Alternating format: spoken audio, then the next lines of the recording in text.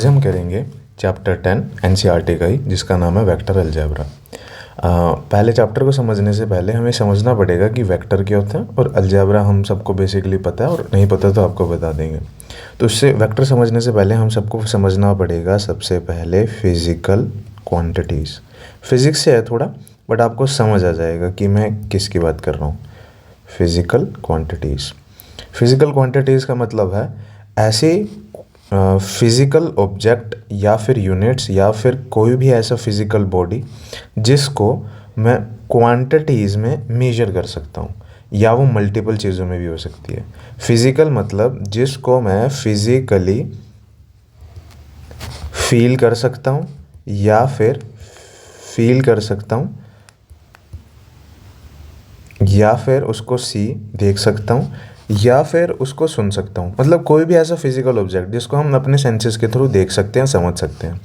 Quantities मतलब क्या होता है कि जिसको हम पार्ट्स में डिवाइड कर दें, या फिर हम उसको मेजर कर सकें, क्योंकि कोई चीज़ अगर पार्ट्स में डिवाइडेड है तो उसको मेजर भी कर सकते हैं। तो सिंपल इसको बोला हूँ अगर मैं, तो ये बेसिकली मेजरिंग के लिए यूज़ होती है। मतलब कि कैसे, अभी समझाएंगे। अभी हमें मैथमेटिकली समझना है। अब किसी चीज़ को अगर मेजर करना है तो वो दो क्वांटिटीज़ में मेजर होता है। पहली क्वांटिटी होती है उसकी scalar quantities, and second quantities होती है हमारे पास वेक्टर क्वांटिटीज़। ठीक है, क्वांटिटीज़ आएगा TIES, और इधर भी फुल लिख लेना, स्पेस थोड़ा कम था। ठीक है, अब हमें बेसिकली हमें जो डील करना है वो वेक्टर से डील करना है। स्केलर बस हमें उसके कॉन्सेप्ट समझना है। स्केलर फर्स्ट एक्सरसाइज में ख़त्म हो जाती है, बट आपको समझ आना चाहिए कि स्केलर होता क्या है, उसका यूज़ सिनेरियो क्या होता है। ठीक है, अब हम करेंगे इसी के साथ ही, अगर वो स्केलर क्वांटिटीज़ की बात आए तो होगा क्या। अब देखो, स्केलर क्वांटिटीज़ क्या होती है, जिनका सिर्फ, इसको अलग से लिखते हैं, ओनली मैग्नीट्यूड। ठीक है, और वेक्टर क्वांटिटीज़ क्या होती है, इसमें मैग्नीट्यूड तो होता ही है, मैग्नीट्यूड प्लस डायरेक्शन। अब देखो, जो मैंने लिखा है इसे समझाते हैं, अच्छे से लिख देते हैं पहले। मैग्नीट्यूड और डायरेक्शन का मतलब क्या है, इसमें अगर मैं एग्जांपल लूँ तो इसका मतलब होता है डिस्टेंस, और इसमें अगर मैं एग्जांपल लूँ तो इसमें आएगा डिस्प्लेसमेंट। एक एग्जांपल बहुत हैं, बट एक एग्जांपल अपने ब्रेन में रखो और आपको इजीली वो समझ आ जाएगा। फॉर एग्जांपल, थोड़ी देर के लिए अभी इसको समझते हैं कि अभी स्केलर होता क्या। सपोज़ मेरे को A एक पॉइंट है, B एक पॉइंट है, इसको आप अपने घर का डिस्टेंस भी मान सकते हो। सपोज़ कि आपको यहाँ पे है कश्मीर, और यहाँ पे है आपकी कन्याकुमारी। बेसिकली जो मैप में सबसे टॉप पे और एंड पॉइंट्स होते हैं इंडिया के मैप में, अगर आप देखोगे तो आपको उसको A पॉइंट से B पॉइंट पे जाना है। ठीक है, अब हाइपोथेटिकली अब मेरे को ये डिस्टेंस अपने दिमाग में अपनी लोकेशन भी ले सकते हो आप। अब A से B पॉइंट पे जाना है, तो सपोज़ मेरा हो गया 100 किलोमीटर डिस्टेंस। ठीक है, और वही सेम सिनेरियो में इसमें भी वही था, सेम सिनेरियो, A से B पे जाना है और वही 100 किलोमीटर का डिस्टेंस। अब वो A से B पे गया और वापस से B पे A पे आया, तब भी उसने कितना ट्रैवल किया, 100 किलोमीटर। तो इस सिनेरियो में जो टोटल डिस्टेंस होगा मेरे पास, टोटल डिस्टेंस होगा वो होगा मेरे पास 100। फर्स्ट में जो A से B पे गया, और सेकंड में B से A पे गया, प्लस 100 किलोमीटर। तो 100 हो गया, जो टोटल डिस्टेंस उसने ट्रैवल करा वो हुआ मेरे पास 200 किलोमीटर। ठीक है, अभी मेरे को बेसिक ये समझ आया कि अच्छा ऐसे होता है। अब वही सेम सिनेरियो हम देखते हैं मैग्नीट्यूड और डायरेक्शन वाले कॉन्सेप्ट में, जिसमें हमने डिस्प्लेसमेंट लिखा था। अब वही सेम मैं B से A की तरफ आ रहा हूँ। ठीक है, तो इसमें भी मैं बेसिकली 100 डिस्टेंस करूँगा, बट अब मेरे को समझना क्या है, इसमें डायरेक्शन, पहले मैं गया A से B की तरफ, फिर मैं गया B से A की तरफ, तो मेरे पास जो डायरेक्शन आएगी वो क्या हो जाएगी, अपोजिट। समझ आ रहा है क्या कह रहा हूँ मैं, पहले A से B था, फिर B से A हो गया, मतलब उसकी उल्टी डायरेक्शन हो गई है। तो अगर डायरेक्शन अपोजिट हो गया है, तो जो वो डिस्प्लेस हुआ है, डिस्प्लेस का मतलब होता क्या है, मूव करना वन पोजीशन से टू अनदर पोजीशन, सिर्फ इसमें पोजीशन की बात होती है, एक पोजीशन से अदर पोजीशन। तो ए से बी पे गया और वापस से बी से ए पे आया, तो वो स्टार्ट कहाँ से हुआ था, ए से, और जो वापस बी से आने के बाद भी कहाँ पे आ गया, तो जो इसका टोटल डिस्प्लेसमेंट होगा, डिस्प्लेसमेंट वो होगा मेरे पास 0 डिग्री। अब ये कैसे हुआ, अब थोड़ा सा समझाते हैं। देखो 100 किलोमीटर तो वो ए से बी पे गया, ठीक है, और बी से ए पे, अब उसकी डायरेक्शन क्या होगी, अपोजिट, तो उसके लिए मैंने साइन लगाया नेगेटिव का, क्योंकि डायरेक्शन अपोजिट होगी। तो 100 किलोमीटर में से 100 किलोमीटर माइनस करें, आंसर आएगा 0। और यही रीज़न था मैग्नीट्यूड में हम डायरेक्शन को डिस्कस करते हैं। अगर डायरेक्शन सिंगल है तो वो रहेगी पॉजिटिव, और वही अगर डायरेक्शन अपोजिट आ जाए, बी से ए की तरफ आ जाए, तो डायरेक्शन किस में बन जाएगी, नेगेटिव में या फिर माइनस में। समझ आ रहा है आपको, बस इसमें यही कॉन्सेप्ट था। मैग्नीट्यूड तो इसमें भी था स्केलर में, और मैग्नीट्यूड इसमें भी है स्केलर में, लेकिन एक एक्स्ट्रा चीज़ आती है, वो होती है डायरेक्शन। समझ आ रहा है आपको जो मैं आपको बात कह रहा हूँ, बस इसमें यही मेरे को अच्छे से समझना था कि मेरे पास डिस्प्लेसमेंट कितना हुआ। ऐसी बहुत सी ऐसी क्वांटिटीज़ हैं जिनको आप समझ सकते हो। एग्जाम्पल के लिए अब मैं कुछ एक क्वांटिटीज़ लिखता हूँ ताकि आपको और अच्छे से क्लैरिटी आए, ठीक है। ये तो बेसिकली अब आपको कुछ नहीं लिखना है, ये आपकी समझ के लिए था, सिर्फ मैग्नीट्यूड की होता है और मैग्नीट्यूड और डायरेक्शन, इतना आपको समझ आ जाए, 2 वर्ड का मतलब क्या है, इनफ है आपके लिए, ठीक है। अब हम करेंगे यहाँ पे, अब इसके कुछ एग्जांपल लिख लेते हैं। फॉर एग्जांपल स्केलर के कुछ एग्जांपल है, मास, ठीक है, अच्छे से लिख देते हैं मास। और सेकेंड एग्जाम्पल है इसका मेरे पास एरिया। अभी इनको डिस्कस करेंगे 2 मिनट के लिए, फिर आपको अच्छे से समझ आ जाएगा। और वॉल्यूम, एंड फोर्थ है मेरे पास डिस्टेंस, जो अभी हमने ऊपर डिस्कस करा है। और इसके भी एग्जाम्पल बहुत सारे हैं, अब हम हर एक को तो नहीं, एटसेट्रा लिख देंगे इसमें भी, क्योंकि इसके भी एग्जाम्पल है, तो हर एक को नहीं लिखेंगे। एक तो वही जो डिस्प्लेसमेंट है, या एक लिख देते हैं वेट। वेट कैसे, क्यों, किस लिए, वो आपको समझ आ जाएगा। और दूसरा होता है मेरे पास, अगर इसके एप्लीकेशंस में भी देखें, डिस्प्लेसमेंट। बहुत से एग्जाम्पल डिस्प्लेसमेंट, और भी एग्जाम्पल है इसके, वो धीरे धीरे जब आएंगे तब डिस्कस करेंगे। पहले इनको डिस्कस कर लेते हैं क्योंकि ईजिली है, वरना इतने सारे एग्जाम्पल दे देंगे तो थोड़ा कन्फ्यूजिंग हो जाएगा। मास है, फॉर एग्जाम्पल कि मैं एक रूम में, फॉर एग्जाम्पल एक हाइपोथेटिकल एग्जाम्पल ले लेते हैं कि फॉर एग्जाम्पल आपका जो मास है, आप ये अर्थ है, आप इस अर्थ पे, आप यहाँ पे खड़े हो, यहाँ पे खड़े हो, ये किसी भी इस कंट्री में कहीं पे भी खड़े हो, आपका अगर वेट 80 केजीज़ है या फिर 100 केजीज़ है, जितना मर्जी है, सपोज 80 केजीज़ है आपका, तो आपका वेट इधर भी इतना ही सेम रहेगा, इस जगह पे भी इतना ही सेम रहेगा, इस जगह पे भी, इस जगह पे, इस जगह पे भी। अगर आप इधर से इधर मूव करते हो, इधर से इधर मूव करते हो, कहीं भी किसी भी देश में किसी भी जगह पे चले जाओ, आपके मास पे किसी का भी इफ़ेक्ट नहीं पड़ेगा। समझ रहे हो, मास होता है कि कितना मैटर स्पेस ऑक्यूपाई करता है। आपका जो एक्चुअल वेट है वो नहीं होगा, अभी समझाने के लिए वो वेट जो हम मेजर करते हैं वो वेट होता है। मास होता है कि आपकी बॉडी में कितना मैटर है, उसको कई अलग तरीक़े से कैलकुलेट करते हैं, बट अभी हमें समझना है तो अभी हम सिर्फ इसको कैसे समझेंगे, ठीक है। मतलब कहने का मतलब है कि मैं देश में किसी भी डायरेक्शन में चले जाऊँ, मेरा मास फिक्स रहेगा, उसमें कोई चेंज नहीं होगा, ठीक है। एरिया भी सेम है। फॉर एग्ज़ाम्पल मेरे पास एक कोई स्मॉल बॉक्स है, ठीक है। अब मैं इस ही बॉक्स का मैंने कोई एक एरिया फिगर आउट कर लिया, वो हो गया 50 सेंटीमीटर स्क्वायर। छोटा बॉक्स था तो सेंटीमीटर स्क्वायर में होगा। अब मैं इसको इंडिया में मेजर करता हूँ तब भी इतना ही रहेगा, और मैं इसको किसी दूसरे डायरेक्शन में जाके किसी दूसरे फॉर एग्जांपल अमेरिका में मेजर करता हूँ, क्या इस बॉक्स का एरिया चेंज हो जाएगा? नहीं चेंज होगा, क्योंकि डायरेक्शन पे कोई फ़र्क नहीं पड़ रहा है। समझाने की अगर बात करूँ, क्योंकि इसका सिर्फ मैग्नीट्यूड है, डायरेक्शन पे ये डिपेंड नहीं करता है। सेम उसी की वॉल्यूम में जैसे एरिया का एग्जाम्पल समझा है, और डिस्टेंस का एग्जांपल भी सेम जैसे ऊपर डिस्कस कर लिया कि अगर डायरेक्शन उल्टी हुई तो कोई फ़र्क नहीं पड़ेगा, वो बल्कि और ऐड होता जाएगा। अब वेट का अगर आपने फिजिक्स में पढ़ा है, इसको डिनोट करते हैं W से, और इसका फॉर्मूला होता है mg। m होता है मेरे पास मास, और g होता है एक्सेलरेशन ड्यू टू ग्रेविटी। समझ आ रहा है सभी को? अब ग्रेविटी का मतलब अब मेरे को समझ आएगा। देखो मास तो मेरा फिक्स है, ठीक है, ये तो होगी scalar. Gravity for example, gravity direction dependent होती है। ये अर्थ है, अर्थ के ऊपर ग्रेविटी डाउनवर्ड लगती है सेंटर की तरफ। अगर आप फॉर एग्जांपल एक बिल्डिंग है, आप बिल्डिंग से नीचे छलांग मारोगे, यहाँ पे खड़े हो और कोई आप सामान गिरते हो तो वो नीचे की तरफ डायरेक्शन में जाएगा। समझ आ रहे हो? आपने चाहे वो ऊपर भी चीज़ फेंकी हो फिर भी एक टाइम के बाद ऑटोमेटिकली नीचे आ जाएगी। तो मतलब कि उसकी अगर आपने डायरेक्शन ऊपर फेंकी है तो कहीं ना कहीं उसकी डायरेक्शन नीचे की तरफ ऑटोमेटिकली बाय नेचर हो जाएगी। तो ऑटोमेटिकली डायरेक्शन तो डिपेंडेंट करेगी करेगी। तो जो जी होता है ग्रेविटी, वो डायरेक्शन डिपेंडेंट होती है, इसलिए हम वेट को वेक्टर के अंदर कंसिडर करते हैं। और डिस्प्लेसमेंट का एग्जांपल हमने समझ लिया। तो बस अभी के लिए सिर्फ इसमें इतना ही था जो हमारा बेसिक्स वेक्टर और उसमें डिफरेंस था। अब हम समझेंगे कुछ बेसिक चीज़ें। अब उन बेसिक चीज़ों में क्या होता है, फॉर एग्जांपल जो हमें जो क्लास 12th के हिसाब से पढ़ना है वो पढ़ना है हमें। पहले तो हमें ये समझ होना चाहिए कि लाइन का मतलब क्या होता है, लाइन सेगमेंट का मतलब क्या होता है। पता होगा आप सभी को, कुछ ज़्यादातर बच्चों को, बट जिनको नहीं पता एक बार ध्यान से सुन लीजिए, क्या पता आपको कुछ इंटरेस्टिंग या कुछ नया सुनने को मिल जाए। और एक होती है हमारे पास डायरेक्टेड लाइन, और भी मल्टीपल होती है, रेज भी हो जाएंगी, पर हम उनको नहीं डिस्कस कर रहे हैं। जो चैप्टर से रेलेवेंट है हम उन्हीं को डिस्कस करेंगे। इसको मैं रे ही बोल लेता हूँ ताकि ईजी हो जाए मेरे लिए भी, ठीक है।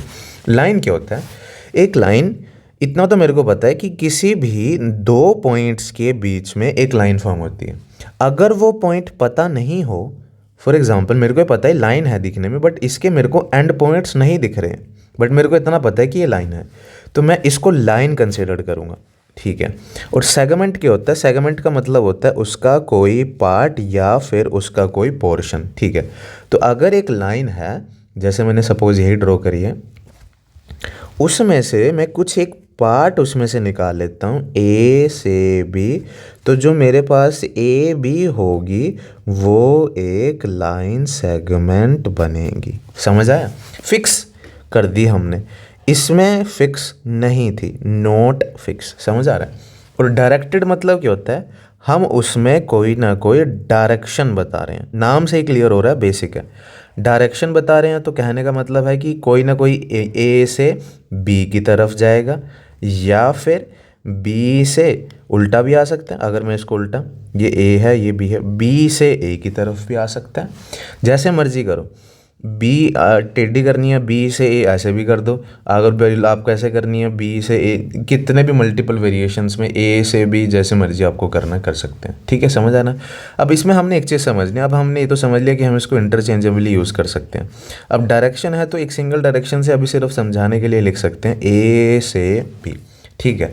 अब मेरे को दिख रहा है ये ए से कहाँ तक जा रहा है, बी पे एंड हो रहा है, मतलब बी तक इसकी डायरेक्शन दिख रही है। तो जो ये वाला पॉइंट होएगा, ये होएगा इसका स्टार्टिंग पॉइंट, और ये होएगा इसका एंडिंग पॉइंट। अभी आपको समझ आ रहा है? ये तो हमने सिंपल लिखा है कि स्टार्टिंग है या एंडिंग है, ठीक है। और अगर मेरे को और इसको अलग टर्म्स में लिखना, अलग अलग यूज़ कर सकते हैं। ये होता है मेरे पास इनिशियल पॉइंट्स, ये इनिशियल वेक्टर का है, अभी इनिशियल पॉइंट पे चलते हैं।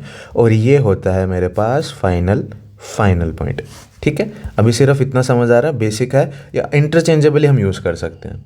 और अगर मेरे को और अच्छे से समझना है तो ये होगी इसकी टेल, और जहाँ तक वो जा रहा है ये होगा उसका हेड। ये हम इंटरचेंजेबली यूज़ कर सकते हैं।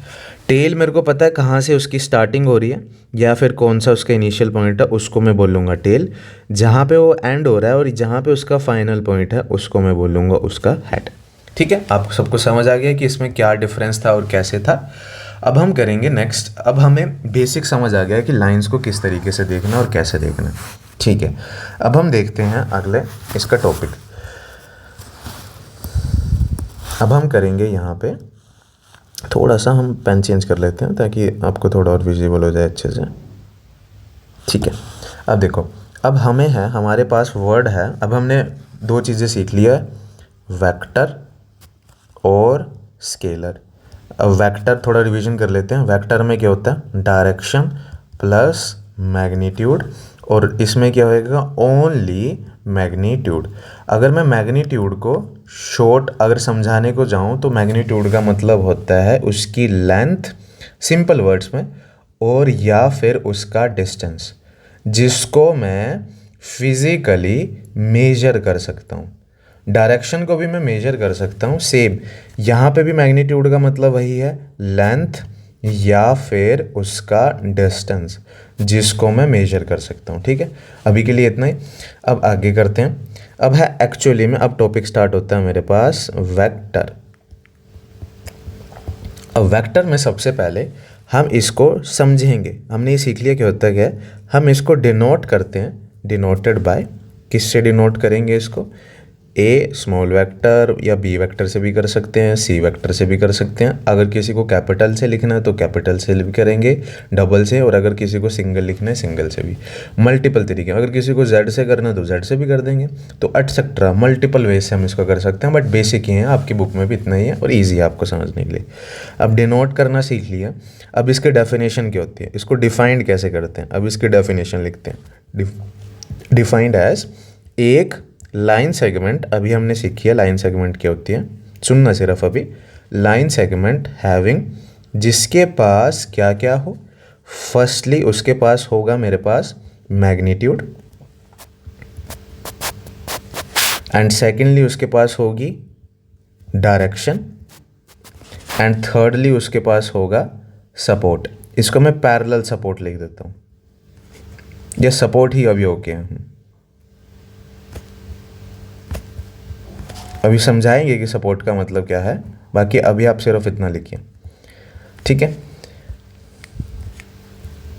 ताकि आपको इजीली समझ आ जाए। तो तीन चीज़ें की रिक्वायरमेंट है। एक लाइन सेगमेंट के पास उसका मैग्नीट्यूड होगा, उसकी डायरेक्शन होगी और उसका सपोर्ट होगा। ठीक है, अब हमें इसका फॉर्मूला, अब इसको थोड़ा सा लिख देते हैं कि इसको डिनोट कैसे करते हैं। अगर मैग्नीट्यूड को डिनोट करना है तो उसको डिनोट करते हैं ए वेक्टर, और साइड्स में जो ब्रैकेट्स लगाते हैं ना, इसको बोलते हैं मैग्नीट्यूड, दोनों साइडों पे लगानी है। और अगर किसी की डायरेक्शन बतानी है तो मैं उसको डिनोट करूँगा कैप से, इसको बोलते हैं हम CAP, कैप। समझ आ रहे हो। इसका अगर मेरे को लिखूँ बी कैप, इसको बोलते हैं बी कैप, इसको बोलते हैं सी कैप, और अगर मेरे को दो के लिखना है तो उसको बोलेंगे AB कैप, बट दो का हम यूज़ नहीं करते, बाकी आपको समझ आ जाएगा। ठीक है, और इसको अब हमें वेक्टर की डेफिनेशंस, अब इसका फॉर्मूला क्या है मैथमेटिकली, वेक्टर किसके इक्वल होता है, मैग्नीट्यूड मल्टीप्लाई डायरेक्शन। अभी सीखा है, समझा है, अब हम उसको अच्छे से समझेंगे। वेक्टर है तो उसको डिनोट करेंगे ए वेक्टर से। मैग्नीट्यूड है तो अभी सीखा है, उसको किससे डिनोट करते हैं हम, ब्रैकेट से, और वो भी स्ट्रेट वाली। और डायरेक्शन है उसको डिनोट करेंगे हम ए कैप से। तो आपको ये वाला जो रिलेशन है ये आपको याद करना है, समझना है कि कैसे बना है और क्यों बना है। जहाँ पे इसकी ज़रूरत पड़ेगी वहाँ पे अच्छे से समझा देंगे। ठीक है, अब हम कुछ चीज़ें समझ लेते हैं, ये नोट करने की है कि आपको चैप्टर में, अब इंट्रोडक्शन में जल्दी से समझा देते हैं ताकि आपको चैप्टर में समझ आ जाए। नोट है क्या कि ये चीज़ ऐसे ऐसे कर सकते हैं, ऐसे नहीं कर सकते, आपको बस इतना ध्यान रखना है। अब देखो, क्या मैं ए वेक्टर को, अब देखो थोड़ा सा यस या नो में करेंगे इसको ताकि अच्छे से समझ आ जाए आप सभी को। क्या मैं, एक मेरे पास मैग्नीट्यूड है, क्या मैं उसको ए लिख सकता हूँ, हाँ ऐसे लिख सकता हूँ मैं। और मैं, अगर मेरे पास AB एक वेक्टर दे रखा है और ये भी दे रखा है, और एक इन्होंने बोला उसका मैग्नीट्यूड है, तो मैं इसको ओपन करके ऐसे लिख सकता हूँ। सिमिलरली अगर कोई अलग केस लेना है, कहने का मतलब है क्या कि मैं मैग्नीट्यूड को अगर वेक्टर्स के टर्म्स में लिखना चाहूँ तो मैं लिख सकता हूँ। ये तो केस हो गए करेक्ट, ये भी केस हो गया करेक्ट। अब हम समझेंगे कि नो वाला केस कौन सा होगा। क्या मैं ए वेक्टर को, इसको रेड से लिखते हैं ताकि आपको समझ आ जाए कि क्यों इसको अलग से लिखना है। कभी भी मैं ए वेक्टर को ए के इक्वल नहीं लिखूंगा, अगर लिखना भी है तो उसके ऊपर डायरेक्शन चाहिए होगी, इसलिए इसके ऊपर ही है। देखो डायरेक्शन है, डायरेक्शन है, डायरेक्शन है और डायरेक्शन है, इसमें डायरेक्शन नहीं है, तो यही रीज़न है मैं ऐसे कभी भी नहीं लिख सकता। सिमिलरली एक और चीज़ मैं नहीं लिख सकता, मैं ए वेक्टर को उल्टा करके BA नहीं लिख सकता, कभी भी नहीं लिख सकता। अगर ये तो नहीं लिख सकता, अगर मुझे लिखना पड़े AB को तो मैं क्या करूँगा, उसको नेगेटिव का साइन डालना पड़ेगा, तब मैं लिख सकता हूँ। समझ आ रहा है। ठीक है, तो ये था एक इसमें समझाने का कि किसको लिख सकते हैं और किसको नहीं लिख सकते हैं। ठीक है, अब हम करेंगे इसमें टाइप्स ऑफ वेक्टर, समझते हैं कि वेक्टर कितने टाइप्स के होते हैं। टाइप्स ऑफ वेक्टर, बेसिकली जो आपकी बुक में मेजोरिटी ऑफ यूज़ होंगे उनको हम डिस्कस कर लेंगे, और जो क्वेश्चन के साथ साथ आएंगे उनको क्वेश्चन के साथ साथ डिस्कस कर लेंगे। ठीक है, टाइप्स ऑफ वेक्टर्स का टॉपिक है, आपको इजीली समझ आ जाना चाहिए, और कोई ज़्यादा इसमें बड़ी बात नहीं। हाँ, थोड़ा याद करने का काम है, वो आप धीरे धीरे सीख जाओगे। ठीक है, सबसे पहले अब मेरे को ना एक ही जगह पे कंसाइज कर देता हूँ ताकि आपके लिए भी थोड़ा ईजी हो जाए। ठीक है ना, सबसे फर्स्ट वेक्टर हो गया, एंड सेकेंड हो गया, एंड यहाँ पे आ जाता है थर्ड, और ये आ जाता है फोर्थ। इसको थोड़ा सा टिल्ट करके इधर, और इसमें स्पेस ज़्यादा है। ठीक है, अब हमारे पास और भी हैं, बट आपको भी पहले इनको समझते हैं। सबसे पहले हम समझेंगे यूनिट वेक्टर को। ठीक है, यूनिट वेक्टर। अब यूनिट वेक्टर होता क्या है, इसको पहले समझते हैं। यूनिट मतलब अगर हिंदी में भी समझे, इसका मतलब होता है इकाई। इकाई का मतलब क्या साउंड आ रही है, एक की, कि कोई एक सिंगल वन के बारे में बात होगी। इतना आपको कौन मतलब समझ आ रहा है। ठीक है, तो अगर यूनिट है और वेक्टर है तो अब मेरे को समझ आने लग गया कि अब किसकी बात हो रही है। तो अब देखो, अगर मेरे को इसको डिनोट करना है, मैं इसी को ही समझाऊंगा आगे कि अगर मेरे को यूनिट वेक्टर को डिनोट कैसे करना और कैसे उसका आंसर निकलेगा, तो करते हैं। अब मैं इसको डिनोट करके लिखूंगा। डिनोट कैसे करते हैं इसको, डिनोटेड बाय, किससे करते हैं इसको डिनोट करते हैं, कैप से। Cap, B cap, C cap, J cap, multiple तरीके के कैप होंगे वो। ठीक है, और इसकी डेफिनेशंस क्या होती है अभी समझाते हैं। इसकी डेफिनेशंस है डिफाइंड एज, कैसे डिफाइन करते हैं उसको, ए वेक्टर हैविंग, एक वेक्टर के पास क्या होगा, जिसका मैग्नीट्यूड मेरे पास क्या होगा, 1। ये इसको ऐसे लिखते हैं ONE1, और अलग से हाईलाइट करने के लिए इसका मतलब है 1। ठीक है, क्या बोल रहा हूँ, कैसे बोल रहा हूँ, सुनो थोड़ा समझो और फिर समझ आएगा। मैग्नीट्यूड को मेरे को पता है ऐसे डिनोट करते हैं। अगर एक वेक्टर है उसका मैग्नीट्यूड लेना तो साइड में लगाएंगे हम ब्रैकेट्स, और उसका मैग्नीट्यूड ऑलवेज कितना रहेगा, 1। सिमिलरली अगर बी वेक्टर का मेरे को मैग्नीट्यूड लेना है तो उसकी वैल्यू भी कितनी आएगी, 1। अब देखो, ये वेक्टर के बारे में बात हो रही है, और अगर मेरे को ए कैप का मैग्नीट्यूड लेना है तो वो भी 1 आएगा, क्योंकि इसको डिनोट करते हैं। मैग्नीट्यूड हमेशा 1 रहेगा। और अगर मेरे पास सी कैप की बारे में बात हो रही है तो उसका भी कितना आएगा, 1। तो यहाँ से एक रूल निकल के आता है। वो रूल क्या है उसे समझते हैं। आइडेंटिटी है, या इसको मैं अभी फॉर्मूला ही नाम दे देता हूँ ताकि आपको समझने में आसानी हो जाए। वो आइडेंटिटी क्या है कि ए कैप किसके इक्वल होता है, वेक्टर अपॉन उसके मैग्नीट्यूड के। इसको और अदर टर्म्स में लिखूँ, ये है कैप, या फिर हाँ कैप, इसका मतलब होता है वेक्टर अपॉन में उसी वेक्टर का मैग्नीट्यूड। बस ऐसे याद करना है आपको। और इसको हम अगर अदर नाम दूं तो मैं इसको कुछ जगह पे यूवी, अल्ट्रा वायलेट नहीं है ये, इसको यूवी बोलते हैं। अपनी अंडरस्टैंडिंग के लिए इजी हो जाता है थोड़ा, कि अगर एक यूवी वेक्टर दे रखा है, मतलब यूनिट वेक्टर दे रखा है, तो उसका मैग्नीट्यूड कितना होएगा, 1, और उसको मैं इस वेक्टर अपॉन मैग्नीट्यूड की फॉर्म में लिख सकता हूँ। ये 3 चीज़ें आपको अच्छे से समझनी है, तभी ये क्वेश्चन समझ आ जाएगा। अब सेकंड टाइप है, यहाँ पे जगह नहीं है तो मैं नीचे कर देता हूँ ताकि और अच्छे से समझ आ जाए। ठीक है, अब मेरे पास अगला टॉपिक है सेकंड, इसी का ही पार्ट है वो। सेकंड इसी का ही पार्ट है, कंफ्यूज मत होना आपको। सेकंड है मेरे पास नल वेक्टर। नल वेक्टर, इसके अदर नेम्स भी होते हैं, VECA। अदर नेम्स भी होंगे इसके, ज़ीरो वेक्टर, एम्प्टी वेक्टर, बहुत से नाम हो सकते हैं, या फिर पॉइंट वेक्टर।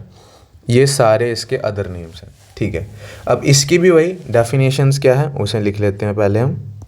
पहले इसको अच्छे से हाईलाइट कर लेंगे ताकि हमें बाद में इजी से समझ आ जाए। ठीक है, अब इसकी डिनोट कैसे करते हैं, इसको डिनोटेड, इसको डिनोट करते हैं डिनोटेड बाय ज़ीरो वेक्टर। कहने का मतलब है इसको ऐसे स्पेल करेंगे, ज़ीरो वेक्टर, ऐसे ही बोलते हैं इसको, ज़ीरो वेक्टर, ठीक है, इसका नाम है। डिनोटेड हो गया। और डिफाइंड कैसे करना है वही अभी बस जैसे हमने यूनिट का सीखा ऐसे इसको सीखेंगे। अ वेक्टर हैविंग, कितना होगा उसका मैग्नीट्यूड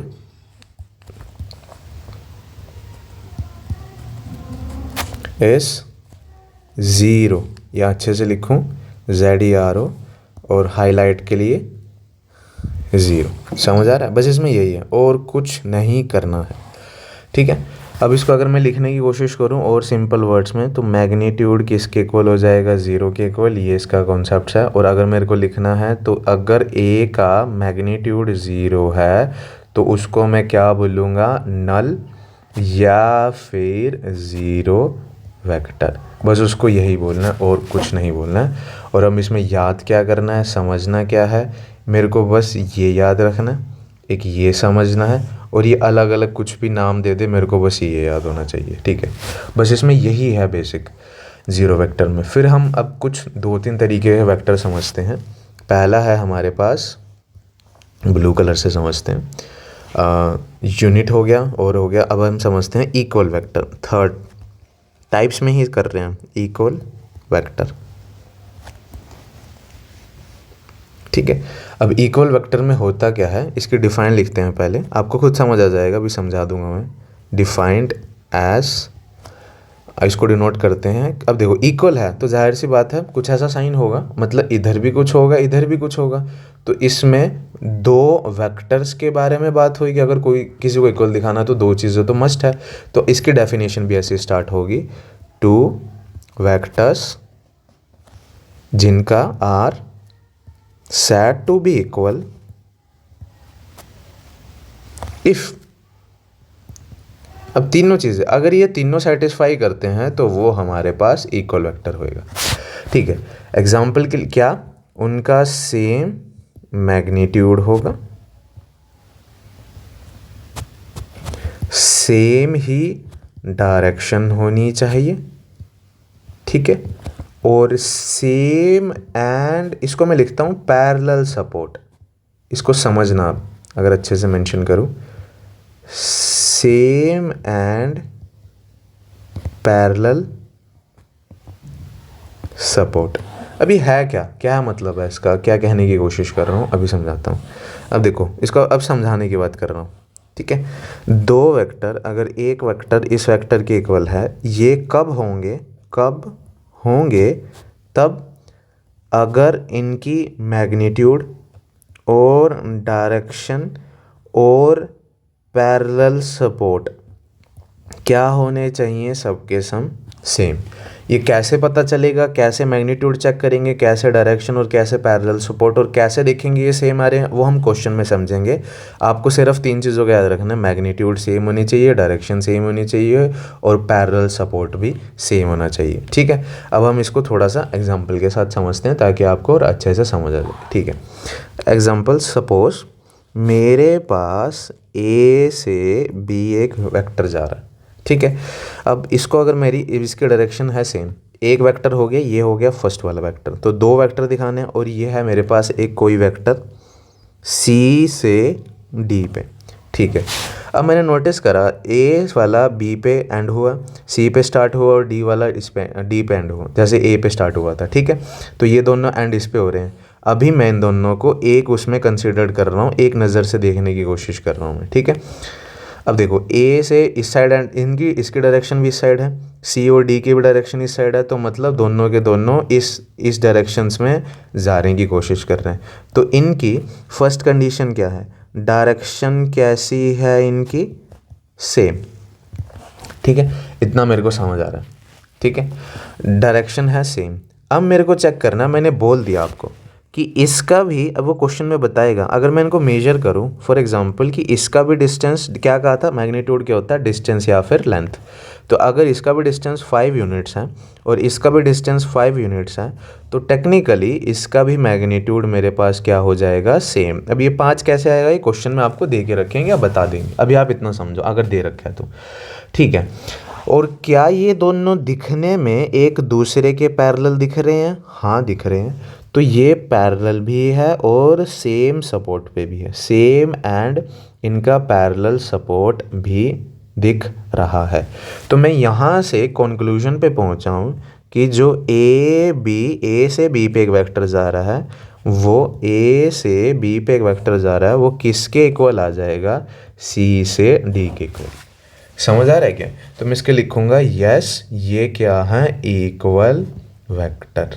समझ आ रहा है? एग्जाम्पल के लिए अगर आपको समझाऊँ ये क्यों करना है, किस लिए करना है, आपकी एग्जाम्पल समझाता हूँ। फॉर एग्जाम्पल हमने बचपन में नहीं, 9th 10th में या 8th में हमने एक पाइथागोरस थ्योरम सीखी थी। हमारे पास चेक करना था कि ये पाइथागोरस को सेटिस्फाई करते हैं, तो हम अगर इस रिलेशन को h² is equal to p² b², अगर हमारे पास सारी वैल्यूज़ हो तो हम LHS को RHS के इक्वल प्रूव कर देते थे। अगर ये LHS RHS ये वाली साइड इस साइड के इक्वल आ जाती थी तो हम लिखते थे कि ये पाइथागोरस अप्लाई हो रही है, तो ये कौन सी ट्रायंगल है, राइट एंगल ट्रायंगल बनेगी, मतलब इसमें एक 90 डिग्री का एंगल होगा। ठीक है, ये बात थी, ये क्या थी, एक कंडीशन थी। सिमिलरली अगर किसी को इक्वल प्रूव करना है और किसको, किसी भी दो वेक्टर्स को, तो उनकी सबसे पहले तो मेरे पास उनका मैग्नीट्यूड सेम होना चाहिए, उनकी डायरेक्शन सेम होनी चाहिए और उनका पैरेलल सपोर्ट सेम और पैरेलल सपोर्ट भी सेम और पैरेलल होना चाहिए। समझ आ रहे हो? अब इक्वल क्या नहीं होगा वो आपको अच्छे से अब समझा देते हैं ताकि आपको क्लियर हो जाए। अब देखो, अब ये नोट वाला केस है, ये ए से बी पे जा रहा है और ये जा रहा है मेरे पास डी से सी की तरफ, डायरेक्शन उल्टी होगी। अभी मैं इसको एक प्लेन में कंसिडर करके समझ रहा हूँ। ठीक है, अब नोटिस करना, इसका भी 5 यूनिट्स बोल दिया क्वेश्चन में, इसका भी 5 यूनिट्स, तो दोनों का अगर मैं समझूं मैग्नीट्यूड, मतलब मैग्नीट्यूड तो सेम है, मतलब डिस्टेंस तो सेम है। ठीक है भाई, कंडीशन अच्छी है, बट इसकी डायरेक्शन इस साइड है, इसकी डायरेक्शन इस साइड है, तो दोनों की डायरेक्शन क्या है, नॉट सेम। तो डायरेक्शन क्या हुई मेरे पास, नॉट सेम। तो एक कंडीशन भी अगर फेल हो जाती है तो मेरे पास, मैं इस क्वेश्चन के रिस्पेक्ट में लिखूंगा A B vector C D vector के इक्वल नहीं होंगे। समझ आया आपको जो मैंने आपको बताने के, इसमें नहीं होंगे, इसमें होंगे। क्यों, ऊपर वाले में क्यों हो रहे थे, सेम क्या थी डायरेक्शन, सेम क्या था मैग्नीट्यूड, और सेम क्या था पैरेलल सपोर्ट। इसमें क्या है, सेम तो था मैग्नीट्यूड बट क्या नहीं सेम था, डायरेक्शन सेम नहीं थी, इसलिए नॉट इक्वल। समझ आया आपको जो आपको अभी इतना देर से समझा है? ठीक है, इजी है, थोड़ा दिमाग लगेगा, फर्स्ट टाइम कर रहे हो, इतना मुश्किल भी नहीं है, बट आप भाई ध्यान रखो कि होते क्या है। ठीक है, बहुत ज़्यादा मेहनत नहीं है इसमें, बट थोड़ी सी मेहनत है। अब एक और कॉन्सेप्ट रह गया फोर्थ, फिर हम उसके बाद अपना क्वेश्चन स्टार्ट कर देंगे। फोर्थ है मेरे पास, इसको बोलते हैं हम collinear vector, COLLINEAR, collinear vector. अब कोलिनियर वेक्टर होता क्या है, अब देखो बेसिकली हमने एक क्लास में पढ़ा था, 10th क्लास में आपने पढ़ा होगा कि हमने पॉइंट्स को कोलिनियर शो करना था। शो करो ये तीनों के तीन पॉइंट्स कोलिनियर है, तो हम शो करते थे कि इसका यहाँ से डिस्टेंस अगर 5 है, इस पॉइंट का डिस्टेंस फॉर्मूले से 5 है, और इन दोनों का टोटल मैंने अगर मेजर करके अलग से निकाल लिया 10 है, फिर मैंने देखा अच्छा 5 + 5 और जो मैंने मेजर करके इस फॉर्मूले से निकाला है, क्या वो दोनों LHS RHS इक्वल आ रहे हैं, अगर आ रहे हैं तो यस वो हो गया कोलिनियर, वो वर्ड से आया। और अगर आपको नहीं समझ आ रहा है तो जिस वर्ड के भी आगे को लीनियर को लगेगा, को का मतलब होता है सेम, और लीनियर का मतलब यहाँ पे बात आ जाएगी एक लाइन पे है या फिर सेम उसमें बन रहे हैं, सेम वेक्टर पे अलाइन हो रहे हैं। ठीक है, यह है को इनिशियल या फिर को करिकुलर या फिर को एजुकेशन। जैसे को एजुकेशन का मतलब, को का मतलब होता है सेम, एजुकेशन का मतलब होता है पढ़ाई होती है सेम। जो जनरली बॉयज़ और गर्ल्स के स्कूल होते हैं ना, उनको कोएड बोलते हैं, को एजुकेशन के स्कूल हैं। और को करिकुलम एक्टिविटीज़ का मतलब होता है कि उस एक्टिविटीज़ में हम सभी पार्टिसिपेट करेंगे सेम उसके सिलेबस के हिसाब से। और को इनिशियल का मतलब है दोनों के स्टार्टिंग पॉइंट सेम होगा। तो अब सबको समझ आ गया आप सभी को कि को का मतलब हमेशा सेम रहेगा। और भी कई सारे वर्ड्स हैं बट उसके बाद जो भी होगा, जैसे इंग्लिश में हम वो पढ़ते हैं ना प्रत्यय और उपसर्ग, ये भी उस तरीके से हैं जैसे प्रीफिक्स और सुफिक्स है, उस तरीके से आपको समझना है वर्ड में। ठीक है, को का मतलब समझ आ गया सेम। ठीक है, अब हम इसकी डिफाइन लिखते हैं, फिर आपको अच्छे से समझ आएगा। देखो थोड़े से नोट्स लिखने की ज़रूरत है, क्योंकि आपको बाद में रिवाइज करना इजी हो जाएगा। वरना यही है, अगर आप एक बार आज पढ़ लोगे, रिवाइज कर लोगे, समझ लोगे, फिर 1 महीने बाद 2 महीने बाद जब आपके एग्जाम आएंगे, फिर आप दोबारा से वही क्वेश्चन दोबारा से उतनी मेहनत लगाओगे। इससे अच्छा नोट्स लिखना ज़रूरी है, ताकि आप उसको एक बार पढ़ लो और आपको याद रहेगा, क्योंकि वो आपने खुद अपने हाथ से बनाए हैं। सो डिफाइन क्या करते हैं, 2 vectors are set to be collinear. कब कोलिनियर होंगे अभी बताते हैं आपको। इफ़, अगर तीनों चीज़ें सेटिस्फाई, इसमें बेसिकली एक ही चीज़ है, 3 चीज़ें तो ऊपर थी, इसमें अगर क्या होगा, सेम एंड पैरेलल सपोर्ट, बस इतनी कंडीशन सेटिस्फाई करनी है, सिर्फ इतनी ही। सेम और पैरेलल सपोर्ट की अगर कंडीशन आ जाए तो बस, अगर वो सेटिस्फाई होगी तो मेरा क्वेश्चन भी हो गया। ठीक है, अब इसको अब इररिस्पेक्टिव ऑफ एक चीज़ मेंशन करते हैं इसमें, इररिस्पेक्टिव ऑफ उसका मैग्नीट्यूड प्लस डायरेक्शन। अब इररिस्पेक्टिव का मतलब है क्या, इररिस्पेक्टिव अच्छे से लिख देते हैं।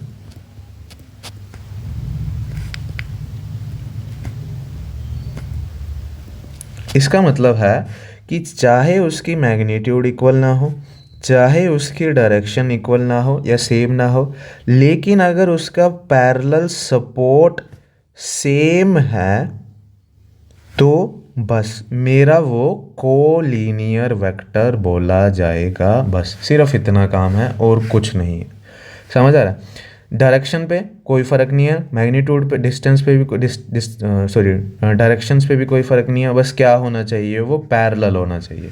अगर वो पैरेलल है तो काम बन जाएगा। ठीक है, समझाने के लिए बोल रहा हूँ। क्या ये लाइन पैरेलल है, साफ साफ दिख रही है? क्या ये लाइन और ये लाइन पैरेलल है, छोटी बड़ी है, इन दोनों में? क्या ये लाइन और इसके आगे जा रही है, ये भी पैरेलल है? अगर मैं बोल दूँ इन दोनों का डिस्टेंस सेम है एक दूसरे के बीच में, तो मैं समझने के लिए इसको डॉटेड कर दूँ तो हाँ, यस और यस, ये दोनों पैरेलल है। और क्या ये लाइन और ये लाइन पैरेलल है? नो। पैरेलल क्यों नहीं है? पैरेलल की एक सिंपल सी डेफिनेशन होती है कि नाइदर नोड में नहीं जाते हैं, कि वो मीट नहीं करती है, नॉट मीट एट पॉइंट, कोई भी any point, at not meet at any point, या कुछ भी लिख लो, आपको समझ आ जाएगा। ये पैरेलल अगर सीधे सीधे जाएंगे कभी नहीं मिल पाएगी, जैसे रोड के साइड्स के होती हैं। अगर गलती से ये है और ये है, अभी दिखने में तो लिख रहा मीट नहीं कर रही, बट मैं इसको अगर हल्का सा एक्सटेंड करूँ तो ये कहीं ना कहीं किसी पॉइंट पे जाके मिल जाएगी, तो ये पैरेलल नहीं है। समझ आया आपको पैरेलल और उसमें क्या डिफरेंस है? ठीक है, अब हमने बेसिकली सारा कर लिया, बस एक छोटा सा रह गया, उसे समझ के फिर हम एक्सरसाइज स्टार्ट करेंगे। ये है हमारे पास 5th, इसको हम नाम देते हैं को इनिशियल वेक्टर। अच्छे से लिखते हैं, को इनिशियल वेक्टर। को इनिशियल का मतलब आपको भी समझ आ जाएगा, बड़ा इजी है, बड़ा अच्छा है, क्योंकि इसके फर्स्ट सेकंड 1-2 क्वेश्चन इसी से स्टार्ट होते हैं। ठीक है, अब देखो को का मतलब क्या बताया, अभी को का मतलब बताया है मैंने सेम, और इनिशियल का मतलब अभी पहले डिस्कस करा था हमने, इसका मतलब होता है स्टार्टिंग पॉइंट, कि वहाँ से स्टार्ट हो रहे हैं। एग्जाम्पल, ये एक बस कॉन्सेप्ट है, इसमें कोई फॉर्मूला नहीं है, कोई कुछ नहीं है। एग्जाम्पल के लिए मेरे पास एक, अगर मैं एक डायग्राम से समझा देता हूँ आपको।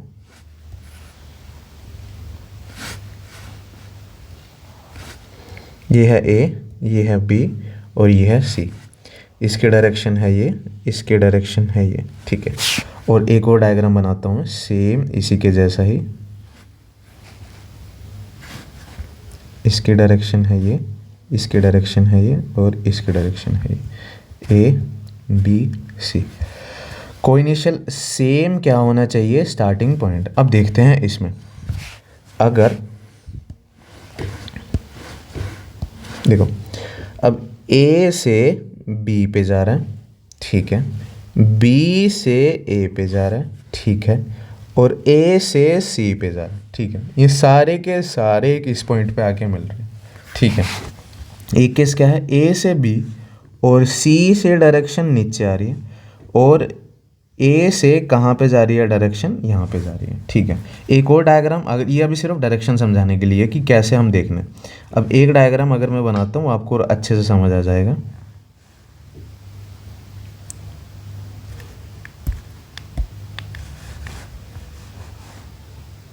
ठीक है, अब देखो ये है ए, अभी मैंने इसको सिर्फ ये ऊपर जो डायग्राम बनाया था आपको डायरेक्शन किया, ये है बी, ये है सी और ये है डी।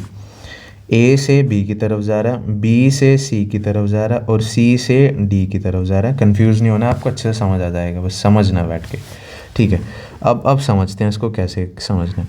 अब ए से बी की तरफ है और ए से डी की तरफ है और ए से बी की तरफ है। तो नोटिस करना जो ये ए वाला पॉइंट है इससे कितने वेक्टर इनिशिएट हो रहे हैं, 2 वेक्टर। समझ आ रहा है? तो मैं यहाँ पे बोलूँगा ए क्या है मेरे पास, ए है मेरे पास को इनिशियल वेक्टर जिससे सेम स्टार्टिंग पॉइंट हो किसी भी 2 या 2 से ज़्यादा वेक्टर का। यहाँ से स्टार्ट हुआ यहाँ पे गया, यहाँ से स्टार्ट हुआ यहाँ पे गया। ठीक है, और कोई पॉइंट है यहाँ से स्टार्ट सिर्फ एक हो रहा है और यहाँ से स्टार्ट भी एक हो रहा है, तो ये भी मेरे पास को इनिशियल वेक्टर आ जाएगा बेसिकली।